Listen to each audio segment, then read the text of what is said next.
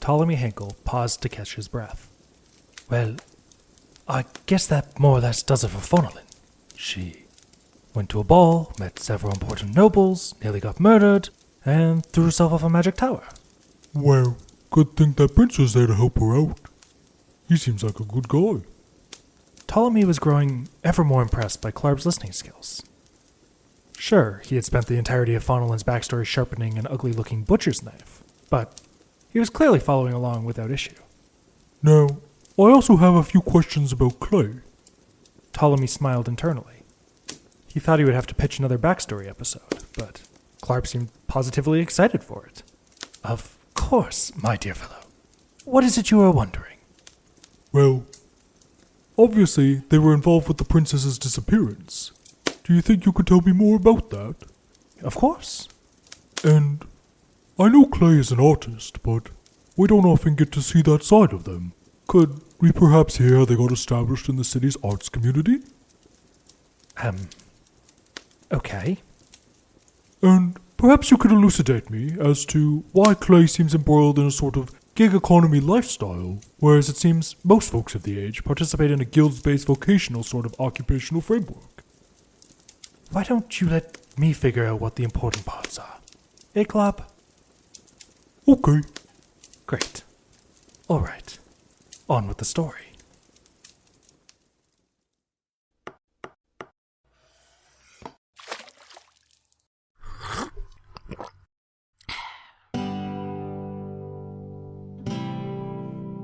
Come gather round, travelers, and sit on the stoop.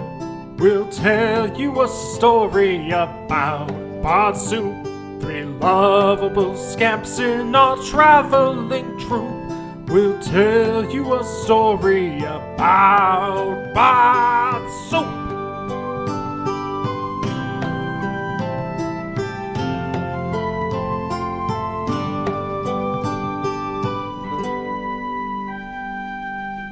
It's super time. Our story begins, or perhaps it is something that took place before the beginning.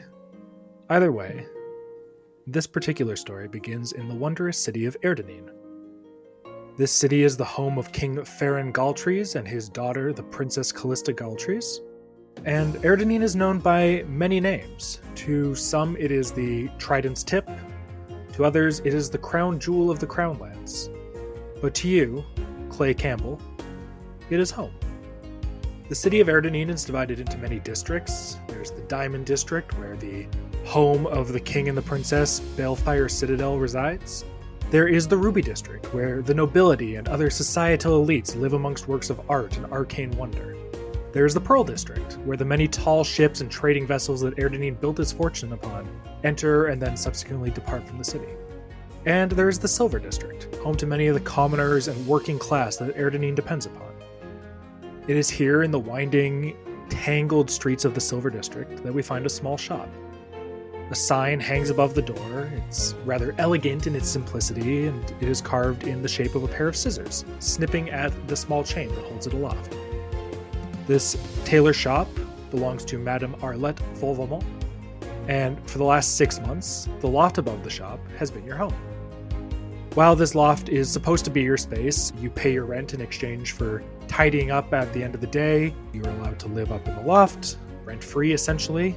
While the loft is supposed to be your space, Madame Volvamont has a tendency to dump excess fabric or the occasional busted mannequin in your room, and as such, the space has become quite cluttered. In addition to all of the furniture you rely upon, the stacks of fabric, the broken mannequins, etc., there's also a great deal of supplies of your own, artistic supplies, things that you have gathered up over the years in pursuit of furthering your ambitions as an artist. As we kind of peer into this room, we see a individual. The sun has just illuminated for the day, and we see someone in bed.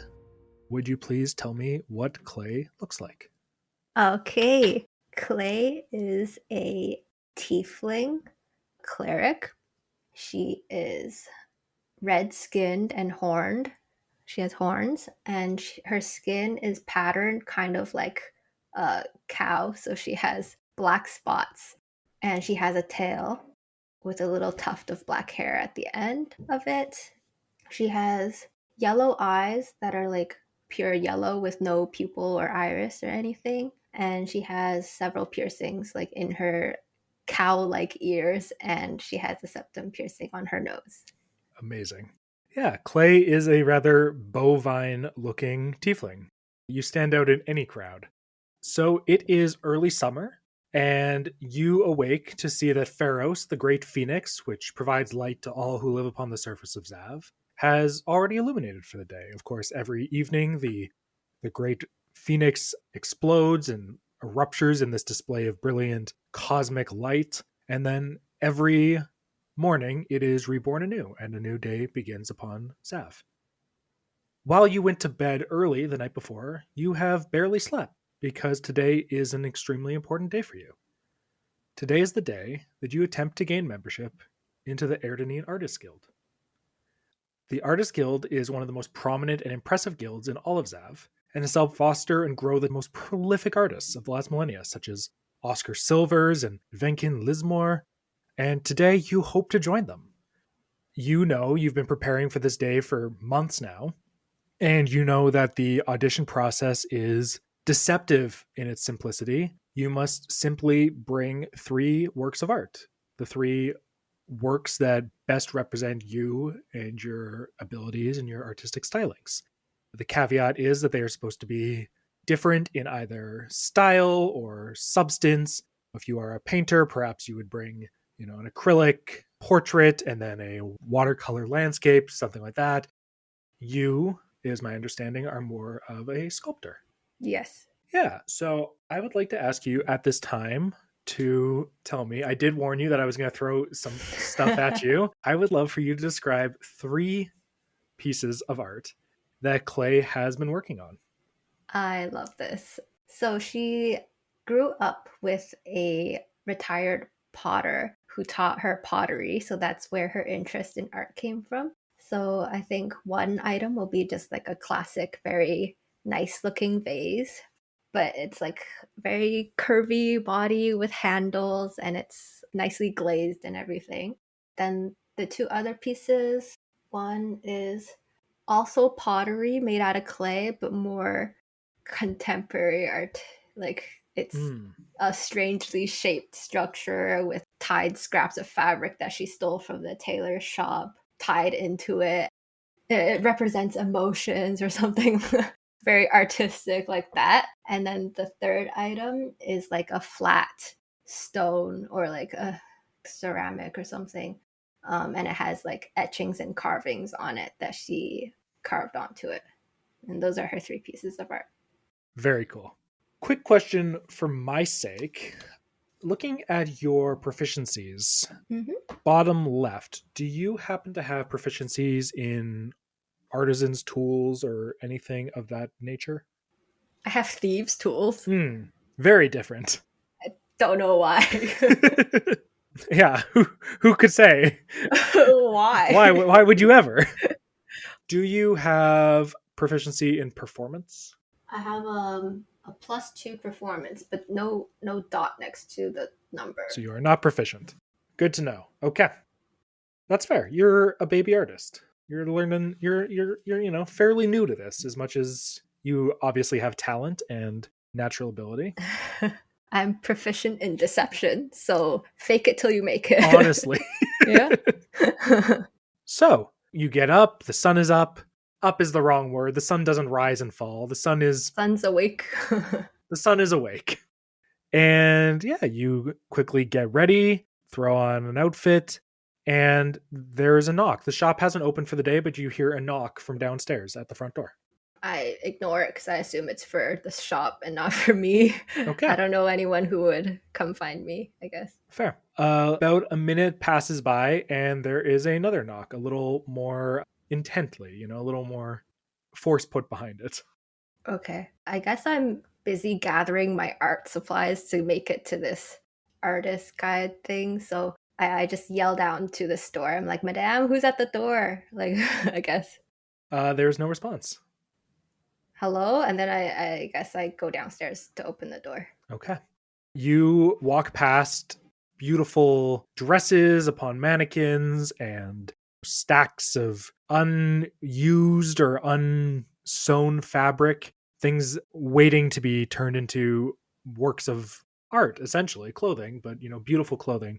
Madame has a reputation, like quite the reputation, for making some of the finest outfits. Despite having her shop in the Silver District, it still has a amazing reputation in the city, and you will see people coming from over the Ocean Crest Bridge from the nicer districts of the city, coming all the way to your neighborhood just to purchase something from her shop. Is it unusual that she's not in the store or not answering the door? She doesn't live in the building. Oh, okay. She lives elsewhere.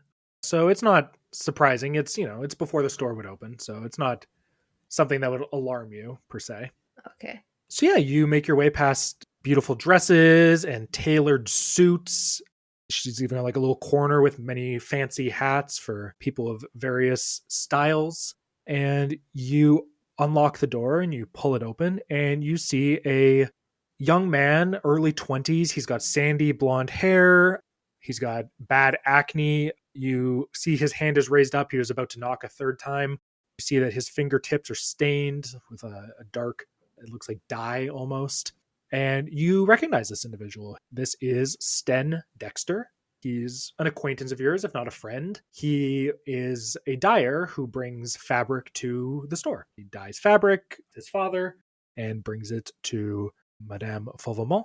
And you are not surprised to see him because you had actually requested his help in transporting your artwork to the Artists Guild this morning. He agreed to help you out after dropping off a shipment to another nearby store.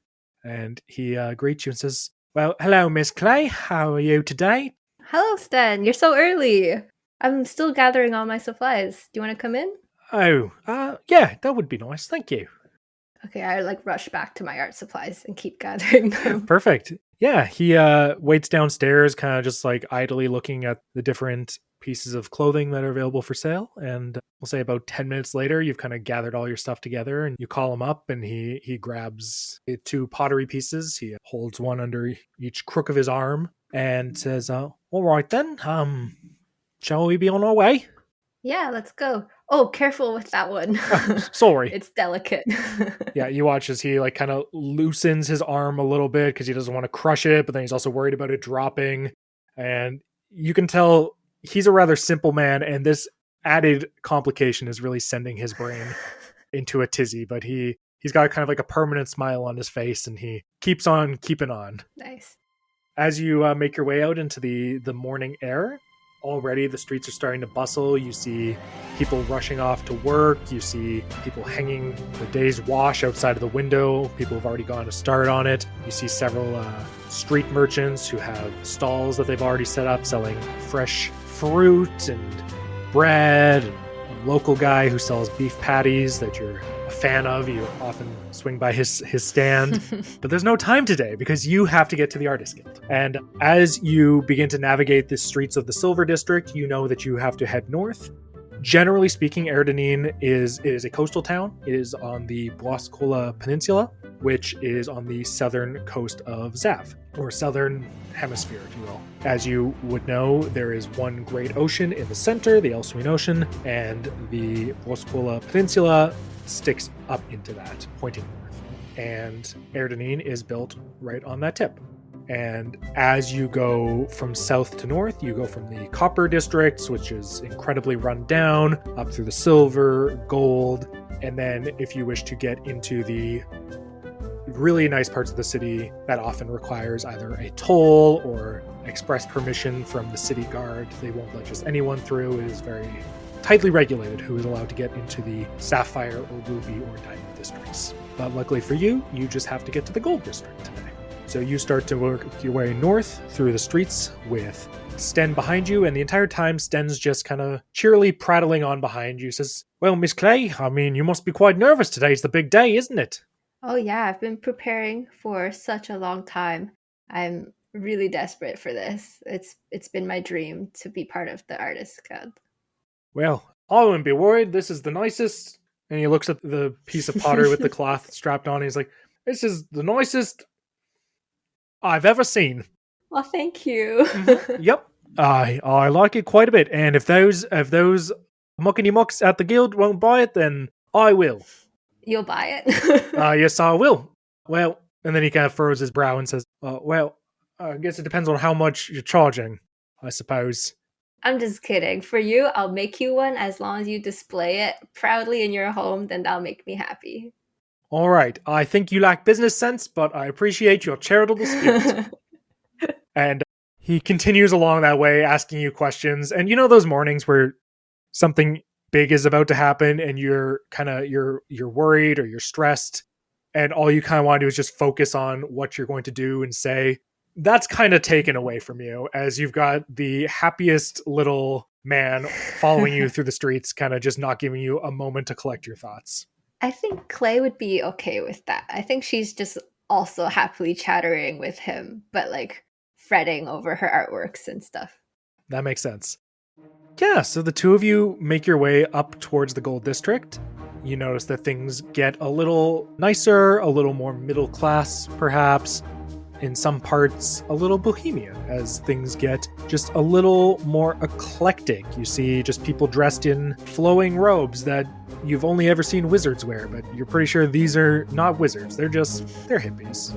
Before long, you find yourself standing in front of Betla House, the home of the Erdenine Artists Guild. Betla House is this ancient manor house. It has ivy crawling up the exterior and all these big glass windows. Upon the roof, you see more than a dozen grotesque stone gargoyles standing vigilant, looking down upon any who would enter.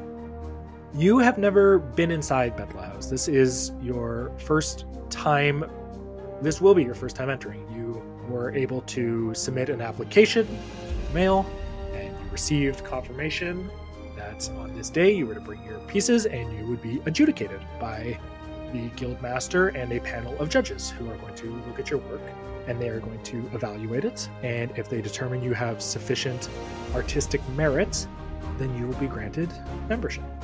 You walk up through this beautiful front lawn. There's all these shrubs cut into all manner of wild shapes.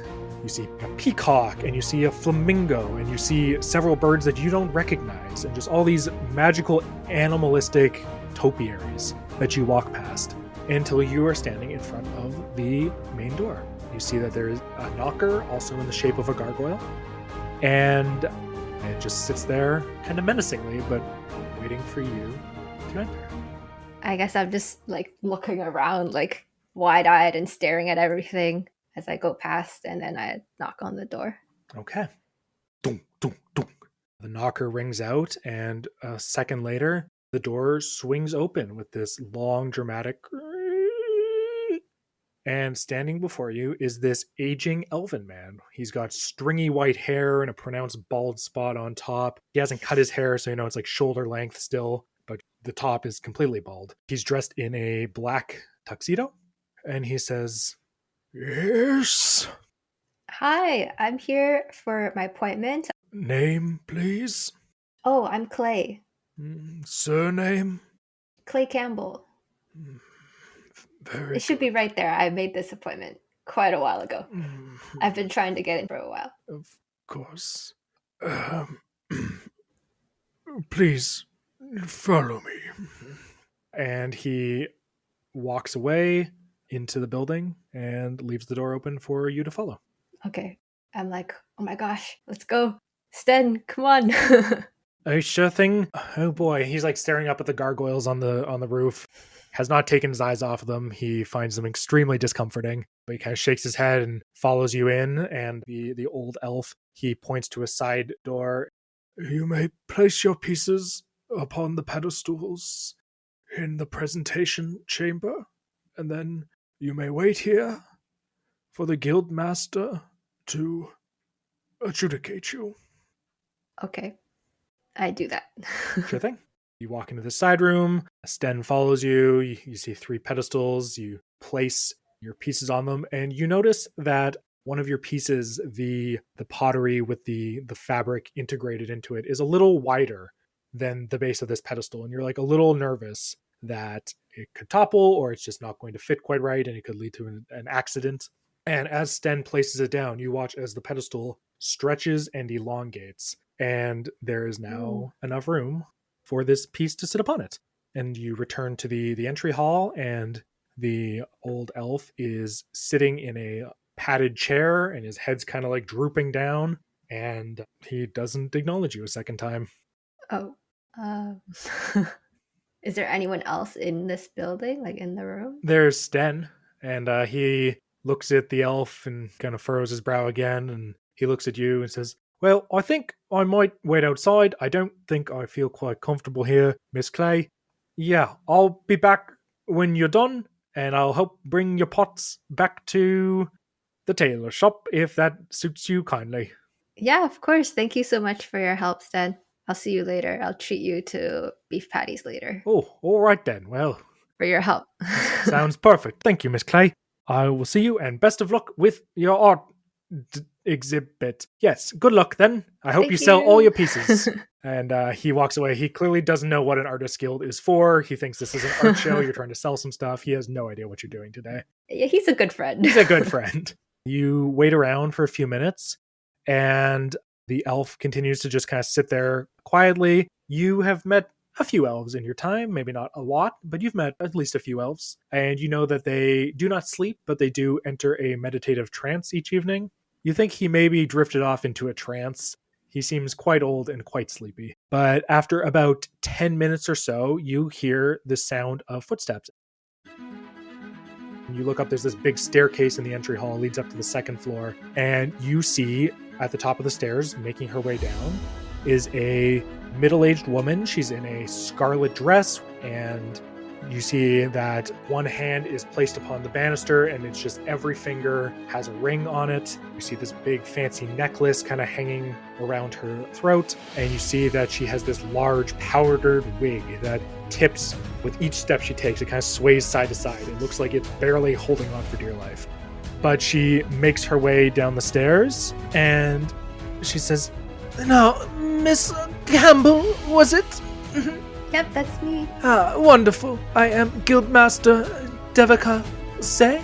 It is a pleasure to make your acquaintance, darling. And she leans in for the classic mwah, mwah on each cheek. Okay, I happily do that. Amazing. She kind of like looks you up and down, and she says, "I am in love with your aesthetic, darling. Tell me, how did you do that thing with your eyes? That is, that's magnificent." Oh, that's just my aesthetic. I want to cast thaumaturgy and make my eyes change colors. Okay. Yeah, you wiggle your fingers slightly, and your eyes start to. What colors do they change to? You know, because right now they're yellow. Mm-hmm. I want them to like flash through like the rainbow, like RGB. Yeah, it's just a repeating pattern. A rainbow pattern kind of crosses through your eyes, and she says, "That's wonderful. I love it. I love it. More. Give me more." But we don't have time. Today's a busy day, and of course, you're not here for me to critique your aesthetic. That's not what we're here to do. No, we've got important things to discuss. You wish to be a member. You wish to be a member of the Artists Guild. That's wonderful. I truly love that for you, and I hope that you will impress us today. I am the Guildmaster here, of course, and I will be leading the panel today. But I am not the only judge. It is a 3-judge panel system. You must impress the majority. You simply need approval from 2 out of 3 guild members in order to gain access to our illustrious halls. And of course, with membership comes access to our studio spaces. We'll provide mentorship and training, get you discounts on your artistic supplies, whatever you require. I don't need to tell you how big a step this is for any young artist's journey. I hope today goes well for you. I really do. Now, I would like to present our additional 2 judges this fine day. I have Sir Malrom Draman. She gestures once more up to the stairs, and you see a a dwarf. He seems to be slightly older in years. He's got graying hair on top, along with a rather closely cut, finely trimmed beard, also graying. He's dressed in these elegant robes that kind of flow around him with each step that he takes, twisting and sashaying about him. You notice that he has gems that appear to be embedded in his skin, the skin of his face. You see little sparkles of red and green and blue flickering off the candles and torches that light this interior. And yeah, he appears to have just many a fine gem embedded into his skin. Bedazzled freckles. Oh my gosh. He comes down the stairs and he offers his hand to you, and if you provide yours in return, he takes it and he kisses it gently and says, Pleasure to meet your acquaintance, dear. Now, I am told you are a potter by trade, is that correct? Yes, that's correct. Thank you so much for this opportunity. And I'm still holding his hand and just like shaking it up and down. Wonderful, wonderful. Yes, I am quite interested in the creative process. I have many a question, I'm sure, about your techniques and how you have created your works this fine day. I look forward to evaluating you. Of course, thank you so much. I can't wait to show you what I've brought today. Devika say she speaks up once more and says, Now, last judge, this is quite the honor for both us and, to be quite honest, for you. It is, well, this particular adjudicator has come from a far distance. She is visiting us from the Sealy Court. Would you make a Arcana or History check for me, please? 19. And I think my history... Sorry, I'm so slow at this.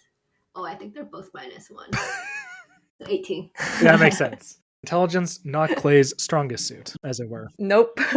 That's okay.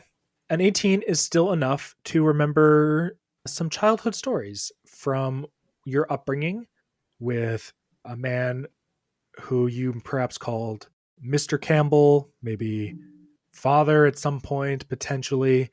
Perhaps at one point he told you to call him by his first name, Shepherd. But either way, this name, the Sealy Court, it reminds you of childhood stories you heard about the Feywild, a realm of fairies and satyrs and magic, where one might find themselves teleported into a strange reflection of our own, the Feywilds. And you know that the Sealy Court is a source of, you think, good, or at least less bad, fairies and their kin.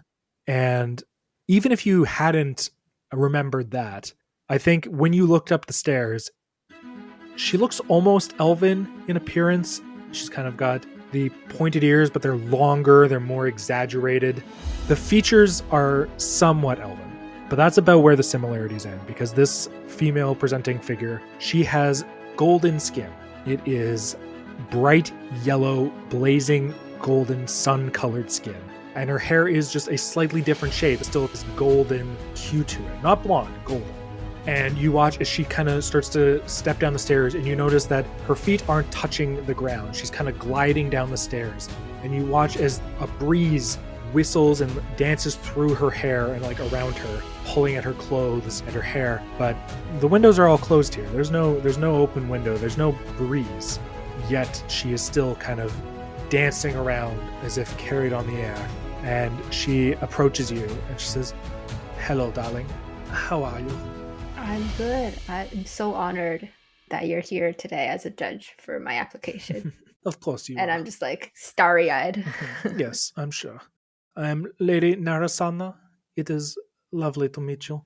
Let us see your art. I have many things to care to today, and this is but one of them. Okay. I go to shake her hand, and then if she doesn't look like she's gonna shake my hand, I like pull back. She does not go to shake your hand. She goes straight to the door behind which your artwork is on display. And Guildmaster Devika, she leans towards you and says, "Yes, she is not from around here, and she is a rather eccentric sort, and that's coming from me." And her wig kind of like tips forward and nearly like hits you on the head, and she leans back and like doesn't even adjust it, and then she just marches herself towards the door, pushes in after Lady Narasana, and Malrum Druman follows behind. They walk into the room and they look at the three pieces on display. Now, the first was a rather traditional pottery piece, as you described, but with a nice ceramic glaze. I need you to make a performance check for me, please. Okay. 12 and performance is +2, so 14. They gather around the first piece, this ceramic pot, and they start looking at it. Guildmaster says, this is quite good. It's perhaps a little on the conservative side, but there's, what would you say, Malram? Would you say there's a certain elegance to the simplicity? And he cuts in, he says, yes, craftsmanship is quite excellent. You can tell that the techniques applied are done to perfection. The Eladrin is what she is, Lady Narasanda. She speaks up and says, now this is nothing like we have back home, but for one such as yourself, this is rather impressive, I must say. And that is one success. Oh, yay! They are impressed with your first piece. They then walk over to the second one, and I need you to make a second performance check for me, please. So is it success on each artwork or each judge I'm trying to win over? You are trying to win 2 out of 3 judges in order to gain access. The way that we are gamifying that is by having you roll a performance check for each artwork piece. And if you clear the DC for 2 out of 3, then that will result in the necessary support. Okay, so someone liked my elegant vase. Oh, 4. +2, 6. You walk over to the second one, and it is the second pottery piece, the one with the fabric. Yeah, this one's a mess.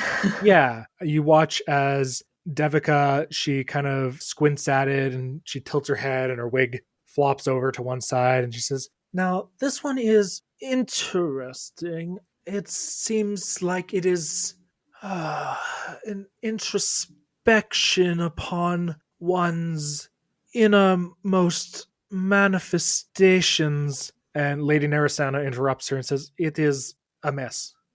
You put it in a bag and then forgot to take the bag off when you took it out of the bag. This is a nightmare. And I know nightmares. I'm from a land of nightmares made real. Like, I see this out in my backyard every day.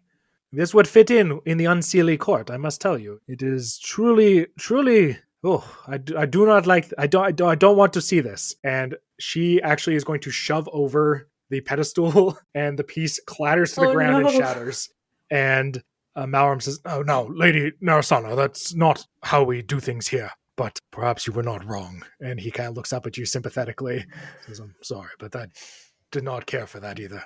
And then they look over to the third and final pedestal. And I'm going to need you to make one more performance check for me. Oh no. 10 + 2, 12. Okay. Now, could you describe this one to me once more? It is a ceramic piece with engravings, you said? Yeah, it's more like to show off drawing and like etching skills than sculpture kind of. It's very intricate and it's like a very nice design. Yeah, so it's not like depicting something per se, more of just like an abstract like line work, that sort of thing. It's like when you look at the tiles in your shower, you can see pictures in it, but it's up to each observer. Okay. I love that you went with my artwork that my artistic endeavors is riding upon is like shower tiles. I love that. I love looking at the shower tiles. Amazing. I can stare at them for hours when I shower. That's fantastic. They gather around and they ask you a lot of questions. Malram has like 7 questions about how you managed to do the etchings without like punching through. He takes note to note that like each line is like of a similar depth. You kept a steady hand the entire time. Guildmaster Devika Say, she's once again obsessed with the meaning and the interpretation of it, what it is supposed to be embodying or representing, and she's quite taken with it. And Lady Narasana doesn't say anything. She just kind of stares at it. And you see that her eyes are kind of dancing with this golden fire, and she's just kind of staring at it, expressionless. And the judges look at it for a second longer, and then Guildmaster Say, she looks at you and says, "Now, could you please wait out in the lobby with Parksley, and we shall debate your pieces, and discuss whether you are ready for guild membership.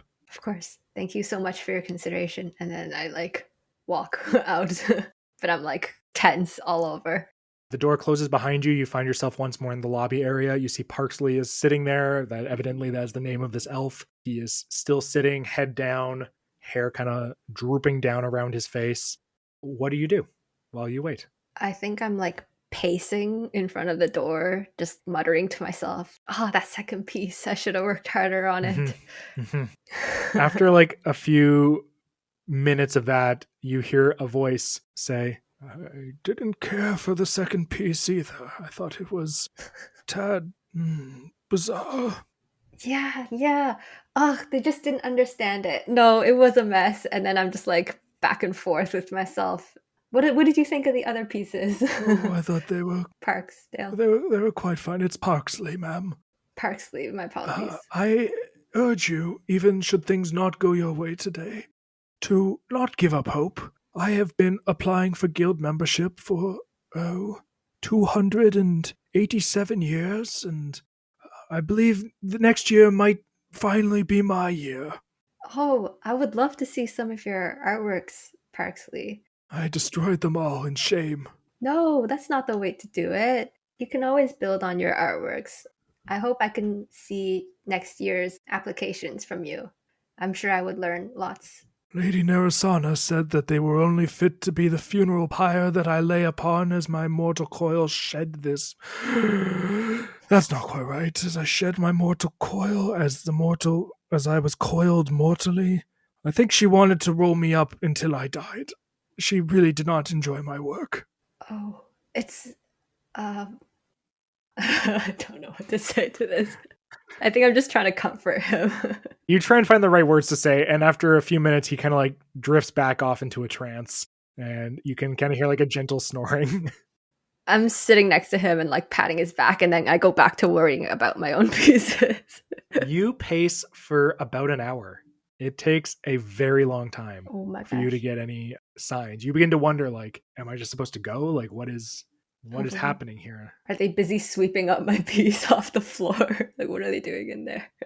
But yeah, about an hour later, the door to this side room opens, and you see Devika standing there, and she says, come in, darling, come in. We would like to speak with you. Okay, I go in. And you see that the other two judges, the other two adjudicators, their faces are completely blank.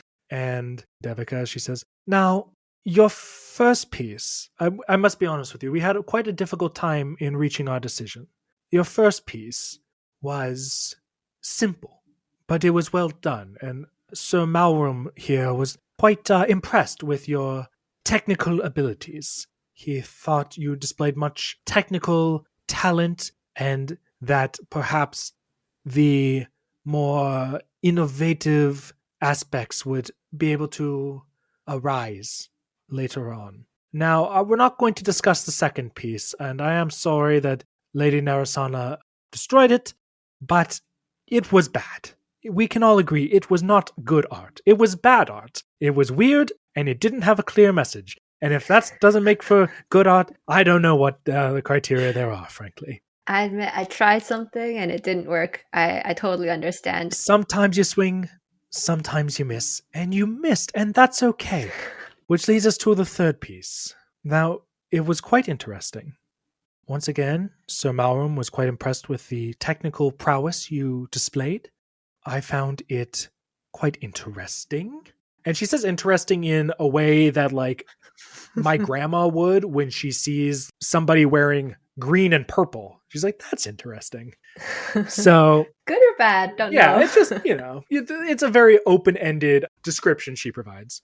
And then she looks over to Lady Narasana and she says, and Lady Narasana, and she now, the Eladrin, she interrupts once more and says, I loved it. It is remarkable. The pattern, I could stare at this for hours. I insist that the Guildmaster put it on permanent display here. And if she will not do that, then I would implore you to allow me to take it home with me when I return to the Feywilds. And I absolutely insist that you be allowed entrance into this establishment, despite that piece of shit on the ground. Yeah, I kick a few pieces away. I'm just like, yes, thank you so much. At this point, Malrum and Devika, they start to smile and they say, "You've done it, dear. You are welcome amongst our ranks. We think you have much potential, and we truly believe that with the proper training and assistance, that you may become a truly noteworthy artist in our fine city, or perhaps beyond. Who knows?" Now, she looks to Malrum and Lady Narasana and says, "Thank you for being on our adjudication panel today. I am much indebted to you. I greatly appreciate it. I will now take Miss Campbell to my office and we will discuss the next steps, and then we can start to create art." And the dwarf and the Eldrin, they bow politely and they exit the room. I bow back and I'm just like frantically like, thank you, yay. And Devika says she leads you out of the room, up the stairs, into a side room, and it is apparently an office. There's a big desk, there's a couple chairs, a couch, and she sits down on one end of this couch, and she like taps it and gestures for you to sit down, and she says, "Tea, or perhaps something a little more celebratory?" Orange juice. She rings a little bell and the door opens and Parksley is standing there. She says, "Parksley, would you please fetch 1 glass of champagne for myself and a orange juice for our newest member?" And he says, "Of course, ma'am." And he looks at you with undisguised jealousy, bordering on hatred. I give him a thumbs up. He turns without saying a word and comes back later with a glass of champagne and about a quarter of a glass of orange juice. He has barely put anything in there and hands it to you wordlessly. I take it. Excellent. I like cheers. Yeah, she cheers you back and says, "Now, this is a very exciting day. It's not every day we admit a new member into our ranks. There's a few matters of importance to take care of. We do require exclusivity for your time with us. We can't have you joining other guilds elsewhere. We wish you to be our students as we invest in you and help aid you on your artistic journey. I trust that will not be a problem." Nope, that sounds good. Wonderful, wonderful. So now that I've joined the guild, what's the process of like setting up my own studio and like displaying my artworks? Of course, if you were to proceed up to the 3rd floor, we can do a formal tour after this. You will find that there is much studio space. If you wish to pursue your pottery endeavors, we have kilns and pottery wheels. If you require painting supplies, or if you wish to get more into sculpting, I do know how to get the best marble and other stonework from Nelvadir. We have it shipped in monthly. Truly unparalleled quality. Yes, and we will be able to provide, of course, a table for you where you can leave your supplies and keep them here on a regular basis. Don't need to be carting your supplies all over the city. That'd be entirely ridiculous. Yes, there's just the matter of paying your monthly dues, and we will require first month's dues today, or if you do not have it on you, then I would say by the end of the week at the absolute latest, and then we may process your application properly and convey your guild membership upon you. How much are these dues? Now I have a question for you. I meant to ask this earlier. How much money do you have on your character sheet? 15 gold. 15 gold. Okay. Given the nature of this level, like 1 session 0.5, I'm going to say you will have 15 gold at some point. By the time like the actual game starts, by session 1, I'm going to say for today you have maybe, we'll roll a d4. You have 4 gold pieces at the moment. Oh, yay, that's good. That's not bad. You've been working at the infirmary lately. You invested a lot in these pieces, but you've had these pieces ready for quite a while. And we're going to say down to 4 gold pieces, though. Okay. Did I know how much I would have to spend to be part of the guild before I joined? Was I prepared? I don't think so. I think you knew like guild membership was like what you wanted to do. I don't know if you knew exactly all the ins and outs of what that required. But she looks at you and like not like with any attitude, just very matter of factly, she says, it is 10 gold pieces per month for membership, for your monthly dues. And As long as you maintain your payment, you will be in good standing. And that is all. Would you like to pay today or later? We can do that later. Very good. Very good. Completely unrelated. Were you thinking of displaying my artwork downstairs, or would the lady like to take it home with her? I'm going to have her roll an insight check. Okay. Yeah, she rolls very high. She seems like a very eccentric, very like unserious person based off the time you've spent around her. But she kind of looks at you with an understanding and a shrewdness that you maybe had assumed she did not carry up until now. And she looks at you and without missing a beat, she says, Lady Narasana intends to take your piece back to the Feywild when she departs the material plane. I might advise against asking for payment. Her kind does not exactly have no, that's not what I was going for. If it were, I would advise against requesting payment. Her kind is quick to take offense at perceived slights, and they frankly don't have as, shall we say, as much of an appreciation for the value of coin as we do here. Oh, of course. I was just wondering. As for the broken piece, very sorry about that. And the other pot, while it is quite nicely made, the other vase, sorry, I do think that it is not quite what we are looking for our collection. But it is a good first effort, of course. No, of course. I was just wondering if I should wrap it nicely for the lady before she departs. If she was interested in giving me more pointers, I could perhaps work more on that style of art. Potentially. But we can talk about business another day. Today's a day for celebrations, and she once more clinks glasses with you, and then she proceeds to take you on a tour of the facility, and she takes you up through the different wings. This is a rather large manor, as I said before. And yeah, she takes you and she shows off some of the current students. You see that there's several painters who are gathered around a dwarf, a male dwarf who is tastefully covered by his beard that they're sketching. They're doing a figure drawing of. You see several potters who are working big chunks of clay. You see one elven woman who is slowly, very slowly, like she's not even, I'm doing a motion for those who are watching this, but she is like holding up a chisel and a little hammer at this big slab of marble, and she is not moving. She seems to be like just thinking so intently about what her next movement will be. And you see that this appears to be a sculpture of a humanoid form, but there is about a single leg that has been carved. And the guildmaster leans in and says, she has been working on that for a decade so far. We are very excited to see what the final result may be. I can't wait. It looks amazing already.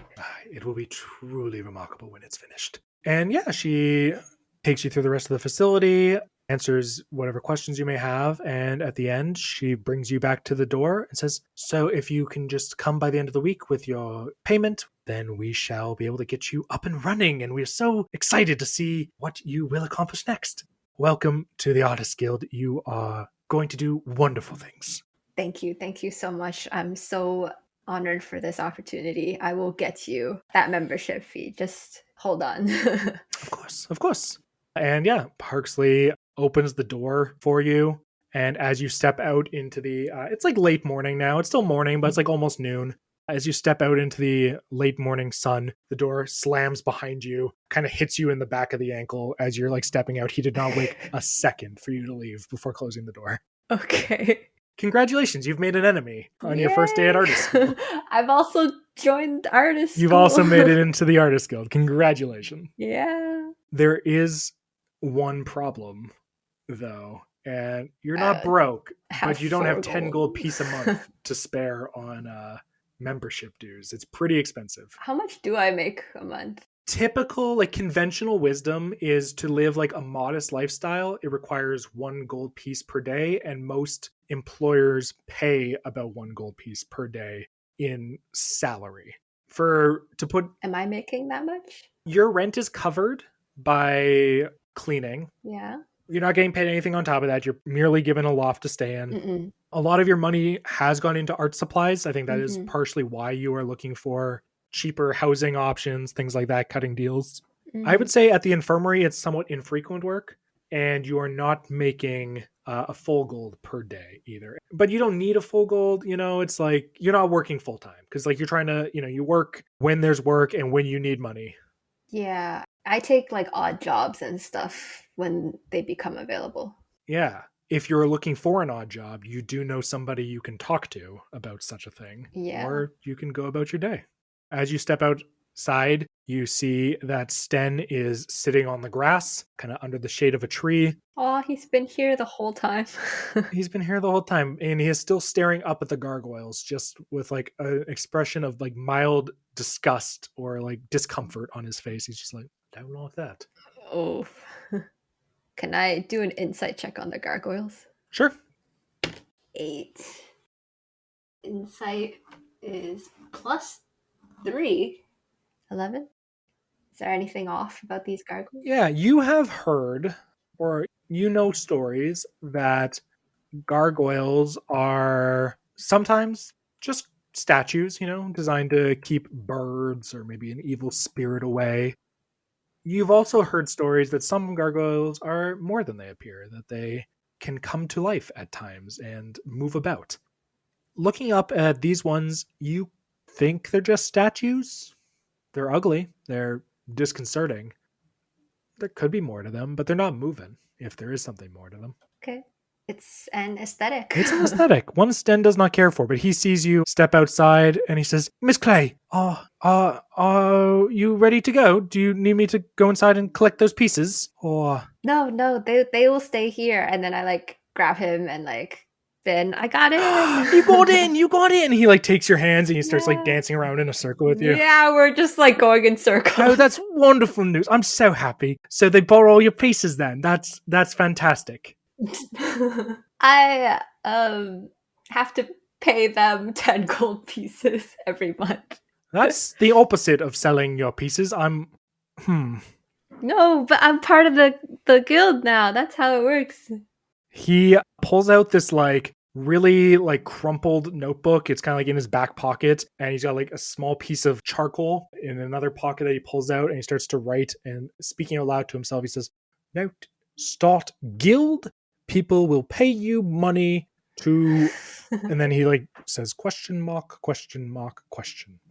And then he flips this notebook back, sticks it in his pocket, stuffs the charcoal in the other one, and gives you a big smile and says, "Well, I'm very happy for you, and this is truly a remarkable day. I am about 3 hours late for work. I really should be going, but I'm very happy for you, and I'll see you maybe tonight. Maybe tonight we celebrate, or maybe tomorrow. I'm going to be working late because I am 3 hours late on my deliveries. So I'll see you when I see you." Don't let me keep you. Yeah, we'll meet up for those beef patties sometime. Oh, Rod, we will. I'll treat you. My treat. Wonderful. And he leaves with a big smile on his face. And you are left on the front steps of Betla House. What do you do from here? I head to the infirmary to see if there's a shift for me to work. Yeah. Sounds good.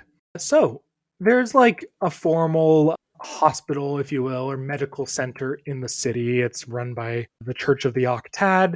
That's not where you find your work. This is a little more of a, shall we say, shady operation as you make your way to the Copper District. And he claims to be a doctor. You've never seen a certificate. You don't know where he learned his healing abilities, but you are an occasional worker at the medical center, and that's being very generous, of Fuzam Biston. Okay. And you walk through the Gold District back to the Silver District, and you start to get close to the outskirts of the city, near the southern wall, kind of in the southwest corner of the city, and that is where you find the Copper District. Okay. Things begin to take on a rather claustrophobic air to them. You know that this is a place where you keep a hand on your coin purse at all times, head on a swivel, make sure you don't run afoul. There's many a criminal looking to make an easy piece of coin in this part of the city. But you continue on your way, and eventually you find yourself standing in front of a familiar shop belonging to Fuzam Biston. Okay, I'll go in and I'm like, "Hey, Mr. Bissum, And I like clock in and work. Yeah, you walk in, and as you greet him, you hear him call out from the back. He says, "Oh, back here." Okay, I go to the back. Yeah, you see a halfling man. He's kind of in a very stained white medical coat. He is standing on a stool and he is looking down at a human man. He has a shaved head. His shirt is off at the moment. You see that one of his arms is just covered in tattoos. He has like a full sleeve going. You see on the other arm, he has a full sleeve up until his forearm, in which case there is protruding bone. He has a severely broken arm. And despite not expecting to see him here today, you recognize him as Riggs Tremblay. But you've only ever known him as Riggs. And he is someone you've occasionally done business with, someone you've worked with on the occasional odd job, as you would say. And as you walk in, you see Fuzam. He takes his arm and he says, "Now hold on, this is going to hurt a bit." And he just like presses down on with like his full weight and snaps it back into place. And Riggs just goes, If I see Welf again, he's dead. Oh, he's a dead man. Fuzam says, No, there's no need for that. Do no harm in this place of business. That's what I say. He looks over and you see he's got these, like those goggles or these glasses with like the different lenses, like the magnifying lenses. Half of those are down and his eyes are kind of like magnified in them. And he pops the lenses back up and puts the glasses on his forehead. And he says, "Well, I wasn't expecting to see you today." Oh, hey, I'm just here to pick up some shifts. Oh, Riggs, is that you? What have you gotten yourself into? Got myself into a bit of a scrap with Welfie. And he like glances up at the doctor, who's kind of just innocently humming to himself as you start to talk about this. And Riggs kind of grimaces and says, "We got into a disagreement. He snapped my arm. Shit." Oh. And the doctor says, "All right, well, I'm just going to wrap this up. And, you don't use it for, 6 weeks. And if you don't die of gangrene, then you should be good to go." "All right. Thanks, Doc." And the doctor looks over at you and says, "Yeah, sorry. I mean, there's not much work today. Supposed to be getting some shipment in from the apothecary. I could use help sorting it tomorrow. Could give you, say, 5 silver for the morning's work and see if it carries over into the afternoon. Make it another 5 silver if I need you for the whole day." Yeah, sounds good. Just hit me up. I'm here. "Ah, sure thing." He takes this bandage and he starts wrapping it around Riggs's arm and he pops it into a splint or into a sling rather. "All right, chew on this." And he hands him a little green leaf. And Riggs starts to chew on it fervently and says, "All right, be seeing you, Riggs. Always a pleasure doing business with you." And Riggs pushes himself with his good arm up onto his feet, says, "Yep, be seeing you, Doc." And walks towards the door and he looks at you and says, "You, with me." Okay, I follow him. He leads you through the Copper District, through kind of just like several back alleys, muttering to himself. He doesn't acknowledge you for the duration of this walk. He is clearly very upset about perhaps his arm, perhaps something else. Something is clearly bothering him. And he gets to this door with one of those little sliding latches at eye level, and he just knocks on it. And he goes, "Dong, dong, dong," just pounds on it with his good arm. And you see the slat opens up and you see a pair of these green eyes, and a voice says, "Password?" And he says, "Shut up, open the door." And the voice says, "Sorry, I need a password." And he says, "Patrick, if you don't open the door, I'm going to break every one of your fingers. Understand?" He says, "All right, got it." And the hatch or the slat slams shut. The door opens and you see this young human man. He appears to be maybe 20 at the oldest, possibly younger. He's got long ginger hair that's kind of tied into a little ponytail. His face is just covered in freckles. His forearms are bare, and you see they're also just super freckly. And this is someone you have also done business with in the past. This is Patrick Fasthands, is how he goes by. He plays a beautiful mandolin. He plays this beat up old mandolin, and he's quite good with it. Is a mandolin of A guitar? Like a little fantasy guitar, yeah. A little medieval Okay. stringed instrument. I say, oh, hey, Hans, what's up? Is there a job? Oh, there's a job, but we should probably talk about it inside. I don't think Riggs is in a bit of a bad mood today on account of Welf breaking his arm during a disagreement. So why don't we just head on inside and I'll keep working on this Irish accent, and maybe it'll slowly set into place until I have to speak with another voice, and then it'll just be gone for good. Sounds good to me. And he closes the door as you walk in. And yeah, you see yourself in a familiar space. You've been here on a handful of times. This is a hangout spot for Riggs and his crew. Riggs is the leader of a group of bandits is not a word you would use. Maybe the law would use this word, but a group of... These are my friends. These are your friends. This is the clubhouse. This is where you hang out with your friends. When you're not painting and sculpting and crafting, and you're not working at the infirmary, and you're not working at the tailor shop, and you're not sleeping, you're sometimes here. This is a place where you've been before. Mm-hmm. And yeah, you know that this particular crew, this gang, if you will, gang in the like, oh, we're just a gang of friends. Yeah. Is led by Riggs. He is the leader of this gang. Patrick is also a member. There is also a third individual here. She is a female half-elf with spiky bleached blonde hair. Her name is Una Saris Silphian. Her friends call her Una.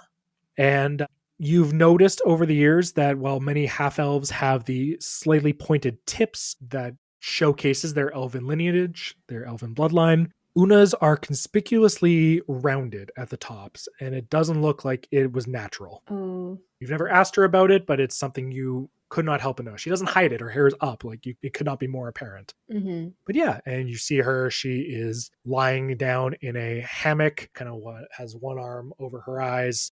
She stands up at the sound of you and Riggs entering, and she kind of snaps her fingers and disappears from the hammock and appears in the shadows next to you and says, "Hey, how you doing? Good to see ya." Hey, Una. Guess what happened to me today?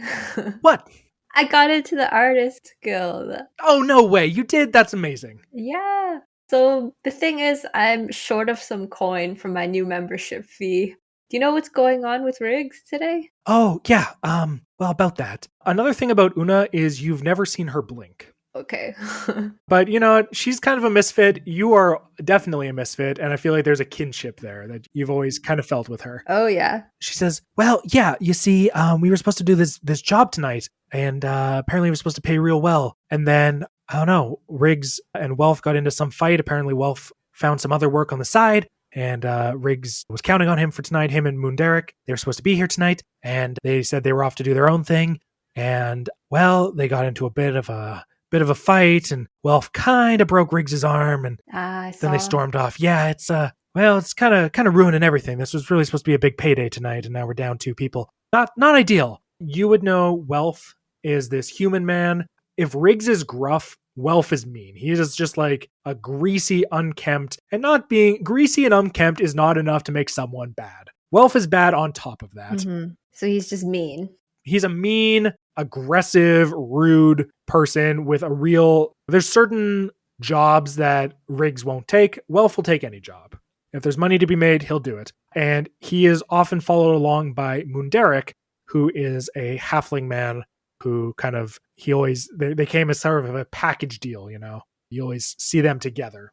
And yeah, they are clearly not here right now based off what you've heard. She says, "Yeah, so it's kind of all gone to hell, and yeah, Riggs is, I don't even think he's mad about the arm. Like, that'll fix, right? But what can you do, right? Easy come, easy go." Yeah. I've told Riggs not to work with Welf in the past. Violence is not the answer. Well, sometimes it's the answer. If you're getting paid to rough somebody up, you know, you kind of need to.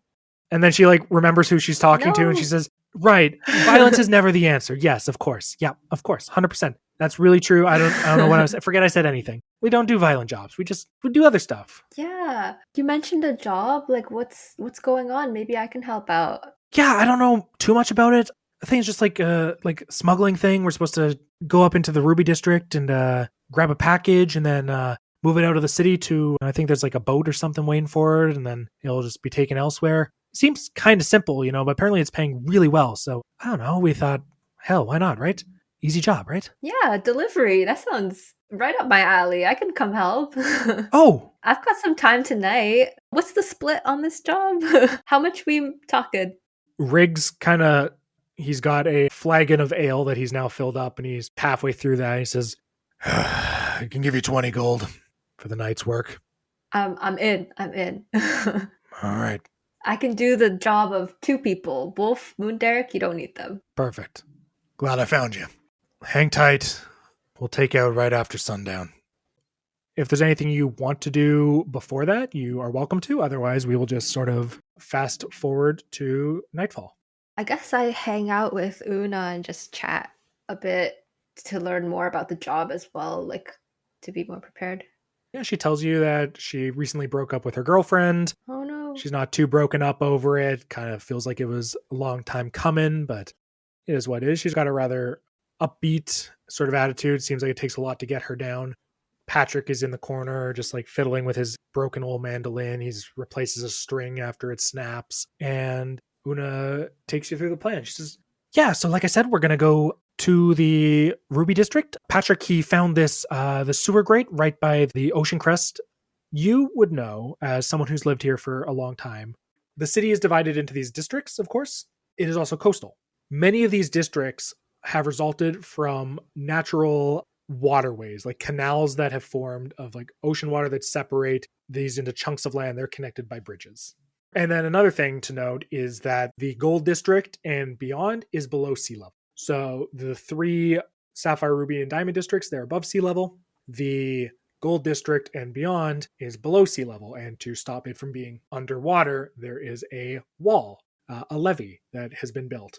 The Ocean Crest Falls is kind of a waterfall that flows over the northernmost wall. It kind of just is ocean water that pours down. Some wizard from long ago, you don't know who it was, they created some sort of sigil or portal system. You're not arcane trained, at least not in that way. All you know is that the water flows over the edge, does not flood the city, and it's one of many amazing landmarks in the city of Erdenim. But one thing that you have been told is, that there's a sewer system that is supposed to be right around the entrance near the Ocean Crest Falls. The plan is Patrick found it. It's unlocked. The idea is to hop down into that, travel north underground through the sewers, up into the Diamond District, grab the package, bring it back, and take it out to the Pearl District, which is where that's where all the ships are found. And move the package to a ship, put it on the ship, and then that's the end of the job. Someone else is going to take it off into the night. Cool. That's a cool layout for a city. Yeah, it's a fun little town. And by little town, I mean big city. And yeah, that is the plan in general. Go to the sewers, go up to the Ruby District, grab package, come back, drop it off at the Pearl District, get paid 20 gold, and go home. Be able to afford 2 months of membership. Easy money. So as you're chatting, you don't see the sun explode. As you know, it does, but you do not see it this evening.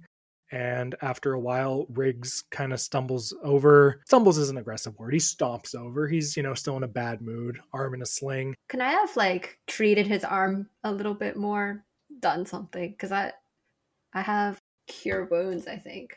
Are you casting cure wounds on him?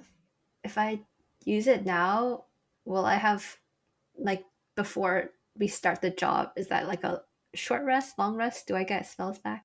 You get your spells back on a long rest. So that wouldn't count? You would not get them back till tomorrow. Okay. Till after the job. So you've got 2 spell slots, and you'll get them back after you go to sleep for the night. I think I'll save them for now. Okay. But I'll just check over his arm and rewrap it if he needs it to be rewrapped. It seems like it's good. The bandages are clean still. The dressing's clean. Despite not having any credentials that you're aware of, Buzam seems like a pretty good healer, despite not having neither training nor arcane abilities to your understanding. It does not seem like he wields magic. Yeah, it's not like I distrust his work. It's more like a friendly gesture for Riggs to calm down. Fair. I like that. Yeah.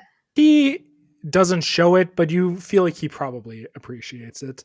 And this current mood that he's in is not indicative of how he always is. He's usually serious, but not grumpy. Yeah, I'd be pissed if someone broke my arm. Yeah, no, it tracks. It makes sense. Mm-hmm. So he kind of stomps over a little while later. You dress up his arm or check on his arm, and he says, all right, so Una told you the plan. Patrick found a sewer. I think we're going to head out then. Okay. Do we have like roles we each play for this job? Like what's my job exactly? Yeah. Una's going to make sure if we run into anyone, she distracts them. And you look over and she kind of wiggles her fingertips and you see little sparks of shadow and light kind of like play off her fingertips. And she gives you a smile. Patrick, he found the sewer. So he's going to take us through that. He's been scoping it out. Should know how to get there without running into anything too gross. And you are... And he gives you a sort of sympathetic smile. He says, yeah, you're the muscle. You stand there, you look tough, and you carry whatever this package once we get to it. Sound good? Sounds good. I've carried many a large artwork. Yep, this is probably exactly what this is. And he throws on a cloak, just a simple kind of ratty dark cloak, and steps out into the night. Okay. Looking up at the night sky, you see, like you expected, the sun is gone. Pharos has exploded for the evening, and you see floating above you, kind of one closer and one further off, somewhat offset, kind of sort of like right above you. You see the two moons of Zav. You see Golo, the large moon, and you see Ketchiel, the second moon. Lovely. And you, under the light of these two moons, keeping in mind that there's no sun to illuminate them, so you're not entirely sure where the light comes from. It's not as bright as maybe our moon would be. It's always a full moon, but it's kind of in more faded tone, so it provides maybe less light than you would be used to seeing in real life. I do have a question, not really related, but just, are there stars? Are there other phoenixes far off? There are other stars. Whether or not they are phoenixes, you do not know. You just know that there are other pinpoints of light off in the cosmos. Are there constellations? Yeah. Oh, yeah. Ask me to name one and I will end this call. But yeah, there's constellations. Yeah, you make your way through the Copper District. Nobody gives you any trouble as you make your way. Guards kind of leave the Copper District alone for the most part. It's kind of self-regulated unless something goes really wrong. The Pearl District, there's a lot of private security, shall we say. There's people that are hired by the various shipping guilds and companies to, patrol the docks and make sure no warehouses or ships are broken into, or stolen, anything like that. Is it like illegal to go into other districts, like the upper class ones? It like is not illegal. Before? Yeah, it is patrolled for sure. Like to cross the Ocean Crest bridges, you are aware of people being like turned away if they don't look like they have the right reason to be there. Is it based off of like citizenship, like passes, borders, like? Usually they're looking for someone who, there's not like an official system. It's often just running into the right guard who thinks that you look like you're not going to cause trouble, and oftentimes paying a toll to cross the bridge. So if any person just dressed up nicely, they could... Potentially, if they carry themselves in such a way. Maybe not Clay, because she's very recognizable. You're recognizable. I don't think you're like the talk of the town. Like, I think despite maybe some of the activities you've partaken in the past, I don't think you've really run afoul of the law. I don't think you've been arrested or anything like that. So you might be recognizable in your neighborhood. Probably not like if someone sees you on the street, they're probably not going to be like, hey, that's Clay Campbell. No, just not very subtle, I think. Very not subtle appearance. Mm-hmm. And so as you kind of get into the Silver District, you know that there's the potential to see some guards, Gold District more, and kind of just like increased security the further into the city you go, the closer you get to the castle. And so what I need from you is we're going to do a group stealth check, which means that everyone who's going together is going to roll a stealth check, and I am going to roll for the 3 companions you have with you. You will roll for yourself, and We will see if everyone rolls high enough, you will avoid attention. If there's anyone to see you, and if you roll too low, you might get noticed by someone. Whether they accost you or anything is another matter, but this is the kind of thing you don't want to be seen at any point. Yeah. Give me a stealth check, please. I rolled a 7. Flat 7. Cool. Mm-hmm. Well, you're not known for your quietness. You're a bigger cow gal. You don't have a cowbell around your neck, but sometimes it feels like you do. Mm-hmm. I think your crew for the evening is aware of this. And so Patrick kind of at certain points, he takes extra care to be like, okay, so what you're going to do is you're going to step around the corner and see that barrel there. Don't step onto it. It's going to break. And see that sign there. Don't bonk your head on that. That'll make a lot of noise. Sound good? Sounds good. And he kind of steps out across the street and you follow, and you kind of follow the plan that he lays out for you. You're not the quietest, but you don't seem to attract any attention as you go through the silver and subsequently gold districts. You kind of manage to stick to the shadows, avoid the more well-traveled streets. This is the part of the city you know well. You're very familiar. I don't think you would have made it over the bridge at any point. I don't think you've ever been to the Sapphire District. Okay, so this is completely new. Yeah, I don't think you would have had business there. And I don't think, based off your general aesthetic, that they would expect you to have a reason. Maybe you tried once when you were younger, or a few times when you were younger. Maybe you snuck across once when you were like a kid with some friends, maybe something like that. But I don't think you've ever like officially been there. Maybe anytime you've been there, it's purely been covert stuff. Okay. Have any of the others been there? Probably on business. Legitimately, never.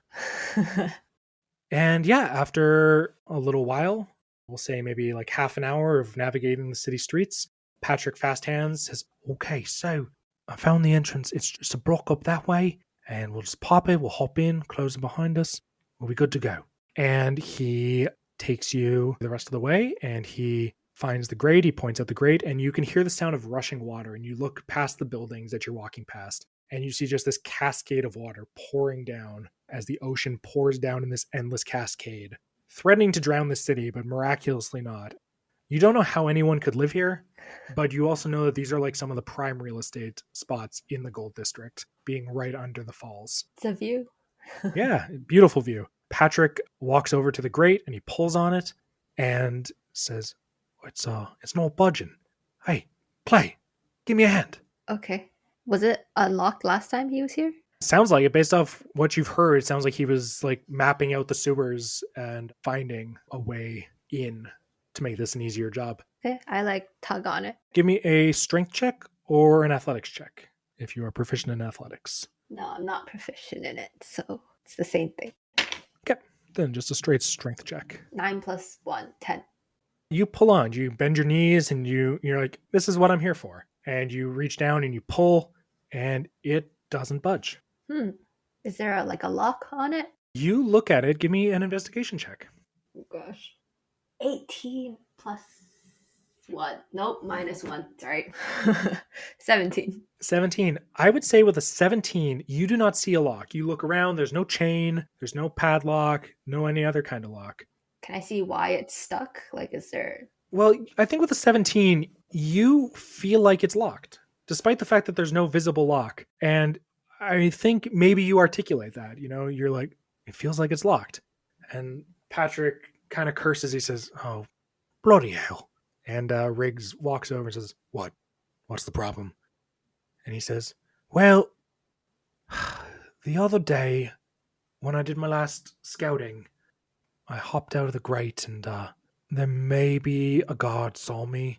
I think they maybe stuck an arcane lock on it, stop people from crawling around in the sewers. And Riggs just curses and says, well, isn't this just great? Lose half our crew. Grate's locked.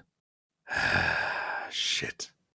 On that investigation roll, do I know if I can do anything to open it? I think you don't have a formal arcane background. So while you have a general innate understanding of magic that kind of stems from this slight relationship that you have with Macrog, I don't think you know the inner workings of specific spells, at least ones that you don't personally know, such as an arcane lock.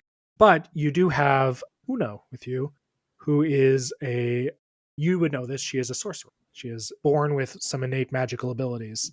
And she says, yeah, so an arcane lock it's like a real lock, but it's magical and thus not really real. And it basically makes things real hard to open unless you know the proper counter spells. And fortunately, I don't really know them. She looks up at Riggs apologetically. She's like, sorry. Patrick speaks up and says, well, what if we just went over the bridge? And Riggs grunts and says, well, stupid idea. Look at us. I mean, we don't look like nobles. We look like a bunch of thieves. Una says, well, that is what we are. He's like, yeah, I get it. What? And she's like, oh, just kidding. That's just a little joke. We're just like kind of not very noble. We'd need to like put on some much nicer clothes if we were going to bluff our way past. Checks out. Good joke. The tailor shop that I live above, would there be like noble costumes and stuff around in the loft that I live? If not in the loft, then definitely on the sales floor. Oh, but I don't want to steal from the madam. That's my house. That's fair. I think upstairs, there's not a lot of overstock in actual outfits. It's mostly raw materials that are yet to be converted into clothing. You are aware that there is nice clothes on the main floor, but to your knowledge, there's not really much in the loft that you think would be suitable for this sort of task. Okay. I'm like, oh, are we dressing up? What is everyone's nicest, most fancy outfit look like? Do they already own anything that looks like it could pass? Patrick speaks up and says, I've got a nice cloak I wear when I play on stage. And Riggs immediately interrupts and says, yeah, that's great if you're playing the bars down in the Silver District. You're not gonna get past the guards wearing that, bud. And he says, oh, I thought you liked my cloak. He says, yeah, it's great, but it's not quite up to the job. Riggs looks at you and says, yeah, I mean, this is basically the nicest thing I got. And it's not nice. And Una kind of shrugs and says, yeah, I mean, I had a few things at the apartment, but she's kind of living there now, and I don't really want to go back. Does anyone know any disguise skills? Or Una, do you know any disguise magic? I could disguise myself, possibly, but it would just be me. And I think the rest of you would have to find something else, unfortunately. Sorry. It's the middle of the night, right? Is there still people checking, like, is there still people going back and forth between districts, or is it shut down? There's still people on the street, but it's a lot less.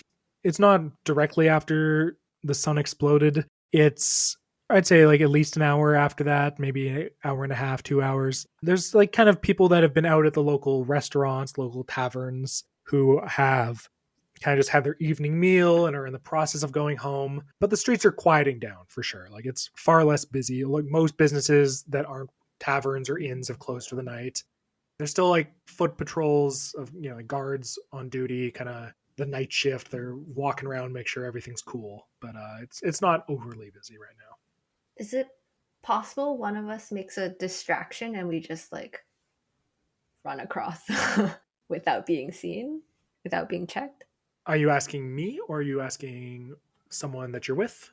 Both, I guess. I'm asking like, hey, I've never been to the other side of the ocean crest falls, like, but you guys seem like you've been there before. Yeah, I mean, we've been there a few times. It's possible. I think, well, it's a pretty long stretch, so all it would take is the guards getting, like, looking around for, like, even, like, a second, and they would probably see us, and it would probably require, like, one person to stay behind, I'm guessing, to, like, really, really draw them in. Patrick says, oh, I could do it, but would you be okay without me, if that's the case? And Riggs says, yeah, I mean, it's not ideal, but we could probably still manage. And yeah, to your knowledge, from your understanding, it's a pretty long bridge. So yeah, and somewhat illuminated. Not like lanterns every like 3 feet or anything, but there's like lanterns on the bridge. It's a nice bridge. They want those coming into the city to feel like you're entering the nice part of town, right? So it's well illuminated. It's fancy, hence why you were going to take the sewers originally. But it's possible if that's what the group wants to try. I don't know. What's everyone's preference? Like, what are we leaning towards? Is there any way past the gate over the lock, like the arcane lock, so we can still go through the sewers? Or is that hopeless? Give me a intelligence roll. Just a general roll a d20 and add your intelligence. Roll a d20 and subtract 1. 15. You think possibly, like you have a thought, you're like looking around, you're like, okay, I'm aware that there's clothes at the tailor shop. I don't really want to rob the place that I live. That seems You're not a thief. That's not what you do. Also, it might fall back on you if suddenly there's a robbery at the place where you're supposed to be every night by yourself unchecked. So you're like, what are some of the other options? And you think back to your conversation with Fuzan from earlier. And you remember how there is supposed to be a shipment coming in from one of the local apothecaries to his clinic. And you start to think about some of the medicines that you've helped sort, some of the reagents that you've helped shelve. And you remember that there is, at Fuzam's, there's some real like quackish medicines, things that are supposed to reverse aging or to regrow broken bones like much faster. A doctor who actually is trained in this area would know that most of that is junk science and some of that is downright dangerous. And you remember one time where you were with Fuzam and one of the apothecaries came by with different products he was selling. One of them he claimed was supposed to remove warts. If you had a wart, you were supposed to apply this to your skin and it would dissolve away. And you were like, wow, that's amazing idea. How has no one told me about this before? This is like magic in a bottle. And Fuzam kindly informed you that that was just acid and that it would eat away at your skin and maybe down to the bone if you weren't careful. Salicylic acid for warts. It has stuck with you to this day that there is an acid powerful enough to burn down to the bone. And despite his protestations, Fuzam did buy a couple bottles. And over the course of like 20 seconds, like this whole thing plays out in your mind. And you're like, acid. What if we melt the grate? Aha. Okay. Is Fuzam like in on this side of my job? Like he's familiar with rigs. Yeah. He is. I mean, it's hard for you to say because you yourself don't have a full grasp on what it is you do when you go out on these evening excursions with Riggs and the gang. Mm-hmm. So it's a little hard for you to assess. You do know that on many an occasion, you've heard a conversation, whether between Fuzam and other members of this group or other strangers that have just like come into the infirmary during one of your shifts. And they've had conversations that confused you. And they're talking about things that you don't really understand. And they kind of conflict with your innocent worldview that you have managed to cultivate. So you think that sometimes Fuzam is talking about things that aren't medicine. You don't know what those things are, but they sound odd. Okay. I'm like, hey, I think we should stop by the infirmary again. I know of some wart cream that could really do the job here. This grate is kind of like the wart on the system, and we need to remove it. Riggs scowls at you, and he's about to like just be like, no, forget it, the whole thing's off. And then Una's like, acid. Okay. Yes. All right. That's good. And Riggs starts to nod his head slowly. He's like, yeah. All right. Good idea, Clay. And he sets off back towards the Copper District. And you all follow. And a little while later, you see yourself standing in front of Fuzam's. Riggs looks at you and says, all right, get the door, will you? I knock on the door. And he's like, all right, think I need you to use a little more heft, if you don't mind. Okay, I try to open it. It is locked. Okay. He's like, all right, maybe a little more. Could you maybe throw your shoulder in? I think they forgot to leave it unlocked for us. Yeah, I open the door. Like, I go for it. Give me an athletics check to try and pound through this door. Ooh, 17 plus 1. Okay. 18. Yeah, you drop your shoulder into it and the door splinters slightly and breaks off the latch, and you're able to push it open into this dark space. You see Una appear in front of you. Like, she just teleports in front of you, like stepping into the shadow, and she goes inside, and Patrick and Riggs follow afterwards, and they start to rustle around in the back, and Riggs tells you to just keep a watch, and you keep an eye out, and they come back out a few minutes later with several glass bottles, this little elven script on the side, and Riggs is like, all right, got what we need. Let's head back. And you close the broken door behind you as you go. Yeah, gently. Yeah, gently close it behind you, and you make your way back to the sewer grate. Sure enough, they pour the contents of these bottles onto the grate, and you watch as the metal starts to dissolve, and they pour it around the entire exterior, like the outer ring of this sewer grate. And after a few minutes, you watch as the liquid starts to like bubble, it starts to burn into the metal, and then the grate just falls down. It just breaks and falls down into the ground. There's a distant clanging noise, and Riggs says, all right, let's go. Okay. And you make your way down the ladder into this dank, dark sewer. You have dark vision, yes? 60 feet. Okay. You notice, or you would know perhaps, that Patrick and Riggs are both human, and thus they cannot see in the dark. And so you see Patrick, he takes out a small torch and he illuminates it, and he takes the lead and starts to guide you through the sewers. And you just hear the sounds of like echoing water and dripping and all manner of moist noises all around you as you walk through this underground labyrinth. But Patrick seems to know the way. He has scouted this out, and ignoring this setback, you make pretty good time. About a half hour later of navigating through the sewers, he stops in front of a ladder and says, okay. This is the one. Should lead us right up into the southern part of the district, and then we can make our way over to the terraces, and we should be good to go after that. Should be able to meet the guy and get the package, and we'll be on our way. Riggs, who's been grumpy all night, he looks up at this ladder, his one good arm, and kind of sighs, but then he looks at Patrick and says, "You did good." Good job, Patrick. And then he points to you and says, "You first. Pop the hatch when you get up there. I'll bring up the rear. I don't want to slow everyone down." And you go up and you press open the grate, and you find yourself on the widest street you have ever seen. You did not know that city streets could be this wide. In fact, there's houses that are 30 feet from each other, separated by these large iron gates or walls. You're just in a very nice part of the city. The streets are clean.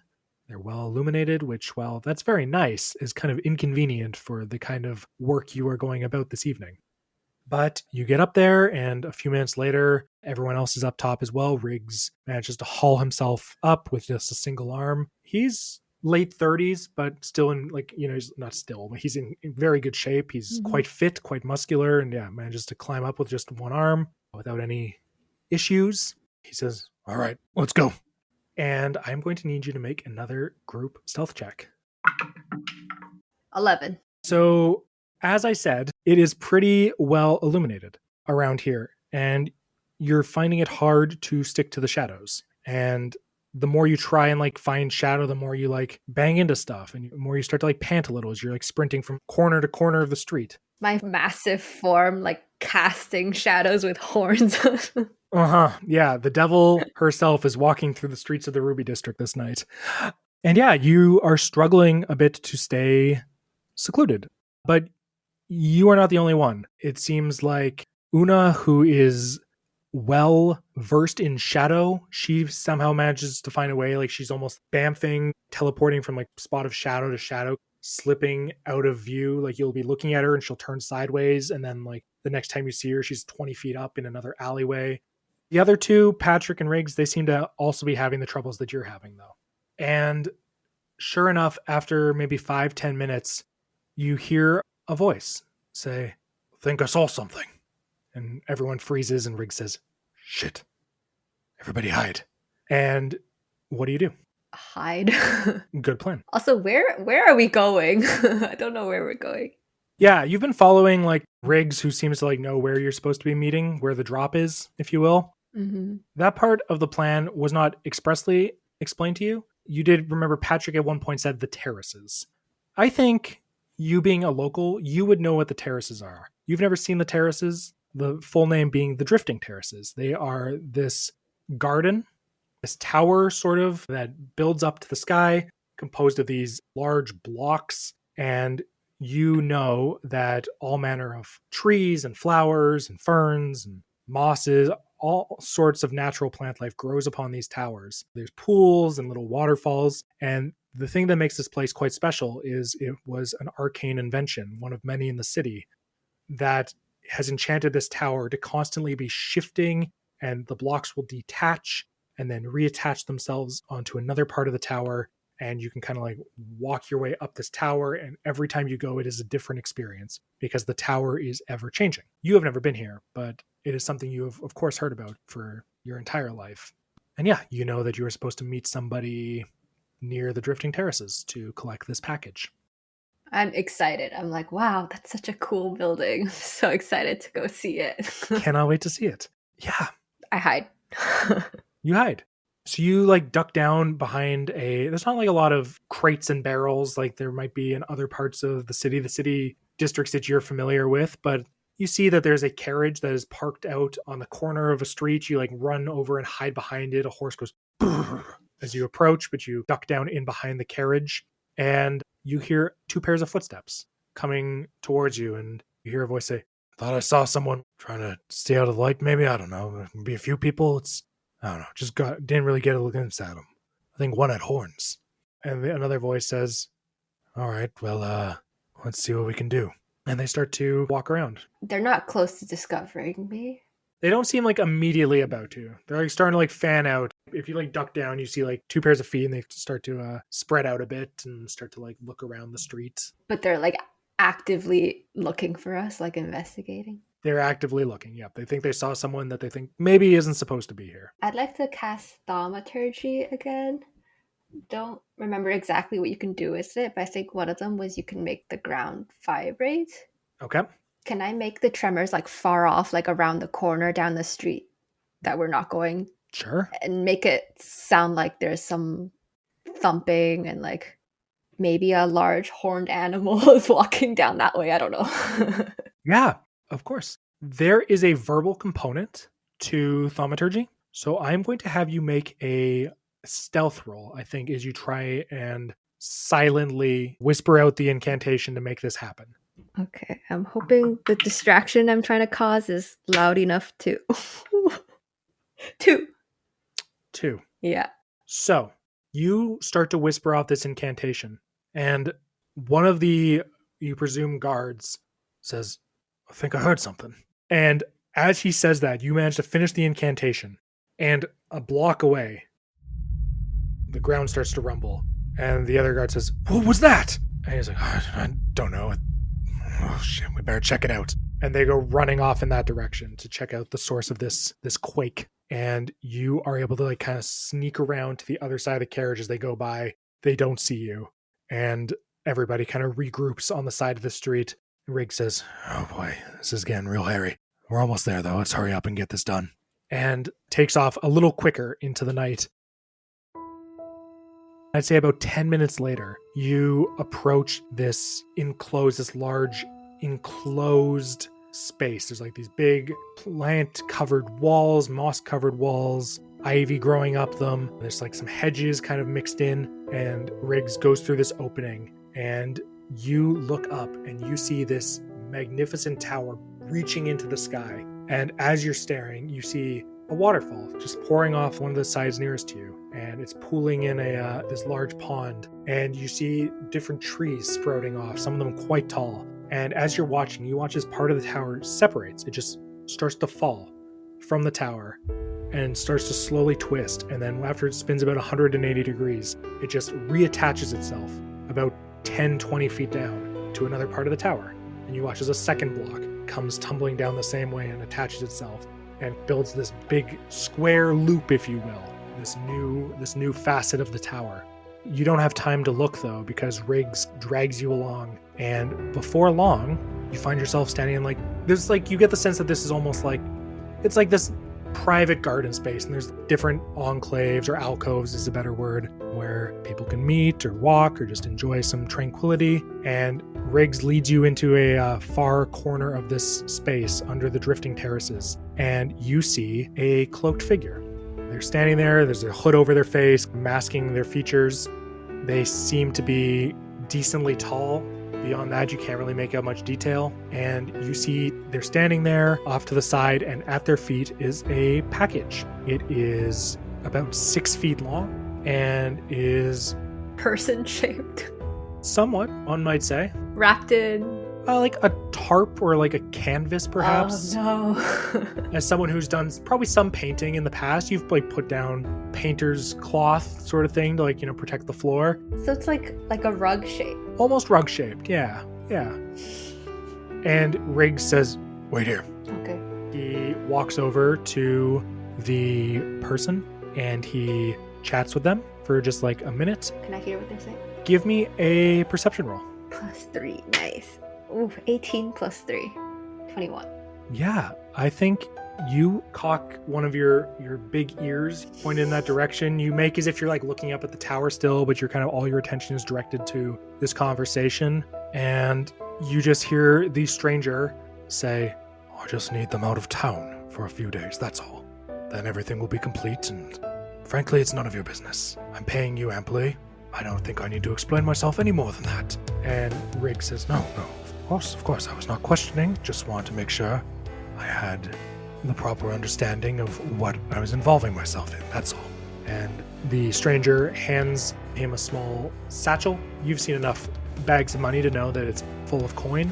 And then Riggs reaches out a hand, and the stranger grabs it, shakes it, and you think you see something pass between them. You see a small glint. In the faint moonlight, you see a small glint pass from one hand, during that handshake, pass from the stranger's hand into Riggs's hand. But you're not entirely sure. But with a 21, you think you see something. Then the stranger spins off, their cloak kind of twirls behind them. You see the faint flash of a scabbard kind of gets revealed partially and then gets covered back up by the cloak, and then they disappear into the night. Riggs looks over at you and says, "All right, time to earn your keep." Okay, I heft the package over my shoulder. Yeah, you feel like it's moving slightly. I jostle it a little, I guess. I'm like, what is this? Riggs walks up and says, "All right, you good to go?" Yeah, it's not easy to carry. That's all right. We just have to get down to the Pearl District and we're good.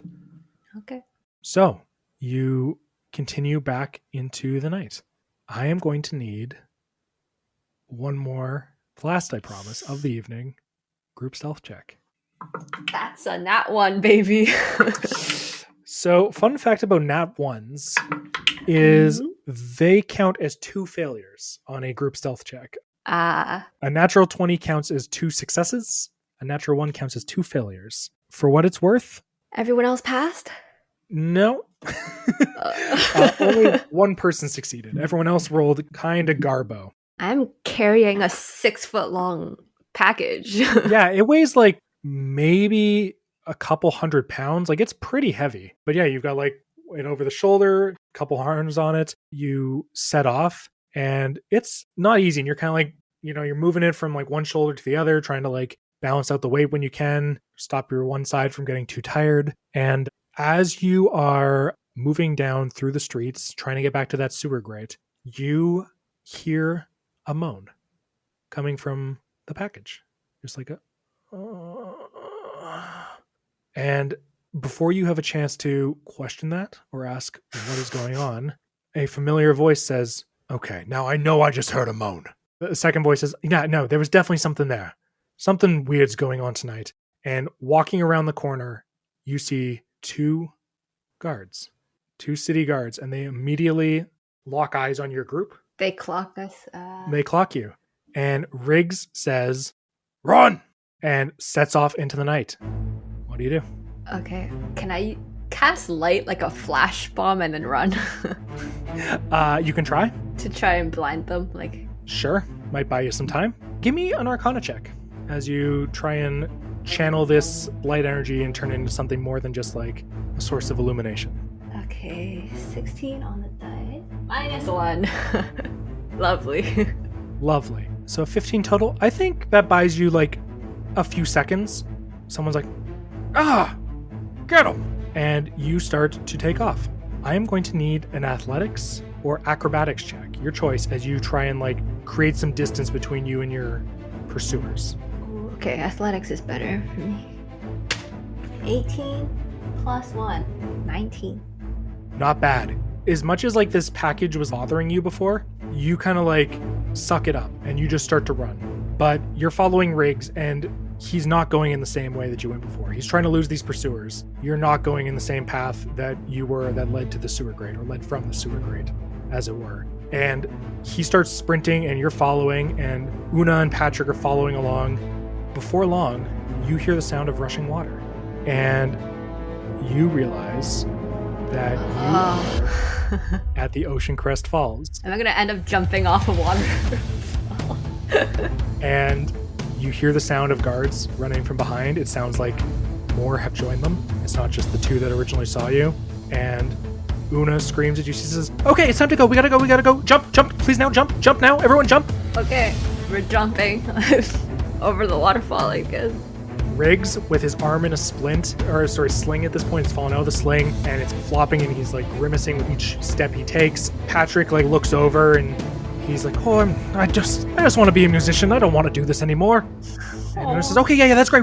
We can fix that later. We can talk about your career goals later. 5-year plan and all that. Just please, for the love of gods, jump. Now, please jump. And he throws himself off the edge. You run with package on shoulder, jump off the edge. Una looks behind her and then just falls like straight back, like trust fall off the edge of the waterfall. That's cool. She like dives past you and you look down and you see water, just like mist spraying up, water rushing past you on one side. The ground is getting rapidly close. And Una says, okay, 1, 2, 3, 4, 5. And you feel your momentum just slow. And like a feather drifting upon the breeze, you start to just slowly drift towards the ground. And you are able to not like control where you're going, but you're able to kind of just get enough time to slowly angle the way in which you're falling. And the 4 of you, plus package, apologies, land upon one of these rooftops. And Riggs looks over at Una and says, good job. All right, let's just get this over with. We're almost done. Then we can all go home and, okay. All right. And sure enough, yeah, you are able to pick your way down off the roof and you keep an eye out, but it doesn't seem like word has spread from the Ruby district to here.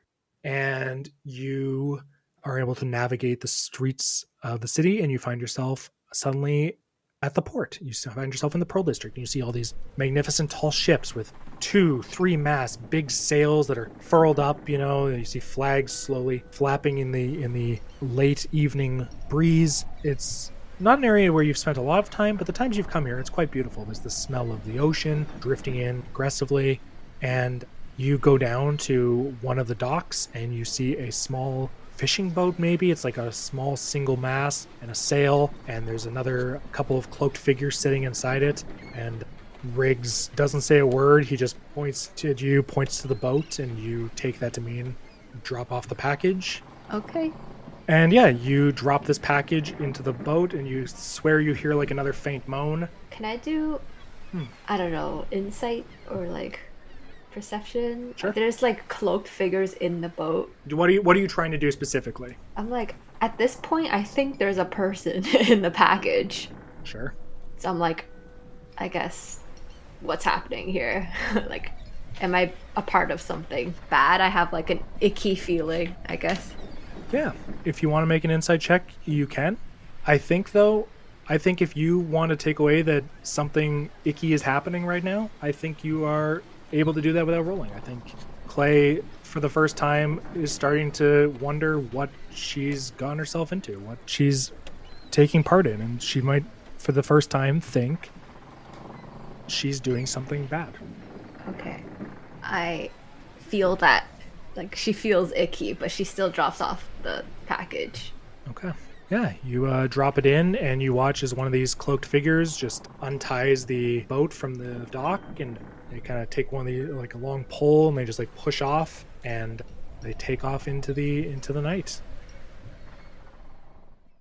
You maybe are quiet on the walk back to the hideout, but you make it there, and Riggs is happy. Everyone's kind of like feeling like, maybe with the exception of you, everyone's kind of exhilarated. Like things went well. There were some setbacks, but the plan worked out. And most importantly, you all got paid. Riggs is going to reach into the pouch, into the satchel that he was given, and he counts out 3 platinum pieces, and he hands them to you. And he says, "A little bit extra for your quick thinking." And he reaches into his pocket and he pulls out this little ring. It's a silver ring with a bit of a like a flattened part on one side. And you look at it, and it appears to bear the insignia or like a design of an owl bear. And he says, "And here, why don't you take this? I managed to sneak it off the asshole who paid us for the job." Oh, that's the glint that I saw. It seems so. Okay. And he says, "Here, take this. Maybe it's worth something to you." Okay, I pocket the money. How much is 3 platinum? 3 platinum would be 30 gold pieces. Nice. Okay. So I have 34 total? You said I have 4 gold in the beginning? Yeah. We'll say, yeah, you were supposed to start technically with 15, but based off this, you're going to start with 34. So, Okay, I'm going to pay 10 like for the month. yep. I pocket the ring also. I guess I kind of want to like quietly ask Riggs, like, where did you hear about this job? And like, what kind of argument did he have with the other 2 guys before this? You ask him that? Yeah, because I'm like, what was this? Like, it feels wrong. Yeah, I mean, he looks down at his arm. It's back in the sling. He says, "Argument was, I mean, it was bullshit. I mean, they agreed to work on the job with us, and then last minute, somebody else, I guess, scooped them, offered them apparently more to do something else. They were real cagey with the details, and I don't know. I hate when they find work outside the group. I mean, it's like fine if you work outside the group, but like not when we have a job. When we've got a gig, I mean, that just really pisses me off. But yeah, that was that. And I don't know, some guy approached me the other day. I was drinking, and I said I was someone he'd heard about, someone who could be counted on to get a job done, and wanted to hire me to do something. I don't know. Worked out, right?" And he sort of absent-mindedly pats the money pouch, which has still quite a bit of coin in it that he has not distributed to the others or you. Yeah, don't know what's in there. Okay. I guess I'm just, I don't know, feeling a little uneasy. I would like you to make a insight check for me, please. 20 plus 3. 23. As you say that, you see Riggs's face. He's had this like really happy expression. They did the job. They got paid. Nobody got caught. You see that kind of fades away, and he sort of squints at you. And he's like, "Hey, we good?" Yeah, I pat him on the shoulder, but just like, I'm not as like elated as the others are. Mm-hmm. I'm like, I'll see you around, and I'm like, I get out of there, I guess. Okay. He nods at you, and Patrick is like, "Oh, why don't you come down tomorrow night, and I'm gonna pick up a new mandolin with my cuts and put on a nice show for you." Sounds good. Yeah, and Una is like, "All right, good job tonight. Glad I was able to catch you. Would have really sucked if you got splatted." Yeah, that was what a experience. Yeah, that was something, huh? Yeah, good catch. Good catch. Thanks. All right, well, good night. Good night. You step out into the late evening air. It's like probably 1, maybe 2 in the morning. Like it's late, and you make your way back to the tailor shop, and you let yourself in, and you go up to your bedroom. And what do you do? I'm like setting aside 10 gold pieces like on the dresser next to my bed. Like, oh, this is for paying my membership fee tomorrow. And I'm just like I guess, staring at the money and like feeling this sense of dread. Can I pull out the ring and like, do I recognize the symbol on it? Give me a history check. Oh, okay. 3 minus 1, 2. You get the feeling that it might have some significance. You've never seen a ring that just had like a picture on it before. That's not really a thing as far as you know. It doesn't appear to be art. You know art. It's not art. But you don't know what it symbolizes, where it came from. I know it came from the man, Yeah, you have a vague idea of who it came from, but yeah. but I have no idea who that guy is. Yeah. Okay. You fall asleep looking at your stack of 3 platinum coins, and I'd say you awaken the next morning. The sun is high in the sky, which is a silly thing to say because at this time of year, it's always at the same point. But yeah, the sun is in the sky burning. You've kind of slept in a bit. I think I like feel guilty, but I'm like trying to explain it away. Like it's a new day. I'm like, it was probably nothing. I made it into the artist guild. I don't know. I'm trying to cope with what I feel like happened, I guess. I think a lot of those icky feelings you had last night probably fade slightly as you're like, I can go pay my membership. And I think that's probably what Clay does. You get up, you maybe like quickly tidy up the tailor shop. You didn't really have the time to do that yesterday, but you quickly tidy things up. The shop's already open. There's this young noblewoman who's trying on a dress that she's had ordered, complaining about how it fits on her hips. And you kind of step out into the late morning air. You work your way back up to the Gold District. You go back to the Artist Guild.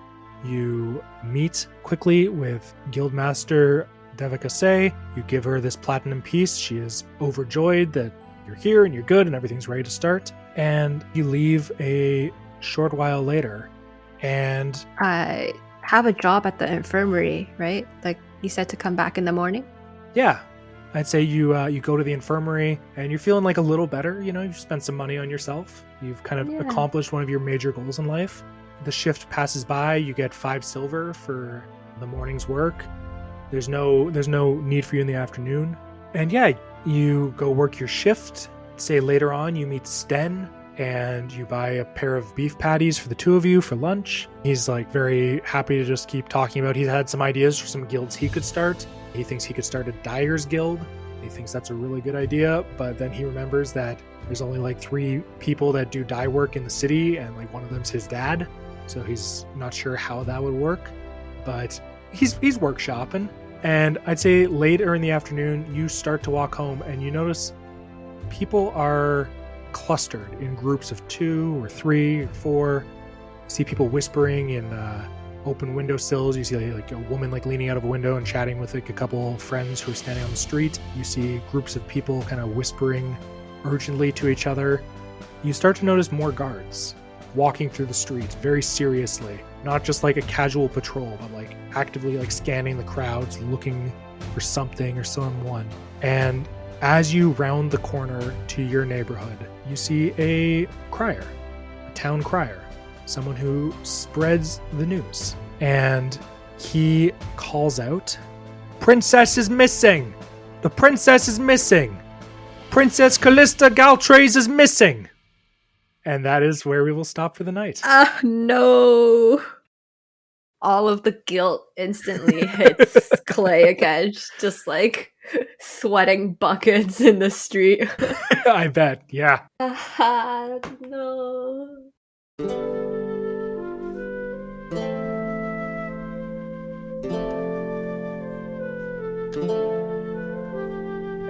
Thank you so much for listening to the second part of our Chapter 0 series. I hope you're enjoying this glimpse into our characters' backstories and seeing how the decisions they made a very long time ago have had lasting impacts on the story so far. As always, I am your Dungeon Master, Zach Meikle, and today I was joined by Prima Zhao as Clay Campbell. If you enjoyed the show, we would really appreciate it if you could give us a 5-star review on Spotify or Apple Podcasts, and consider following us on Instagram, TikTok, X. We've got some cool artwork and working on some behind-the-scenes stuff, so anyway, give us a follow, and we'll be back in 1 week with the last of our Chapter Zeros, Glimki's story. Stay frosty.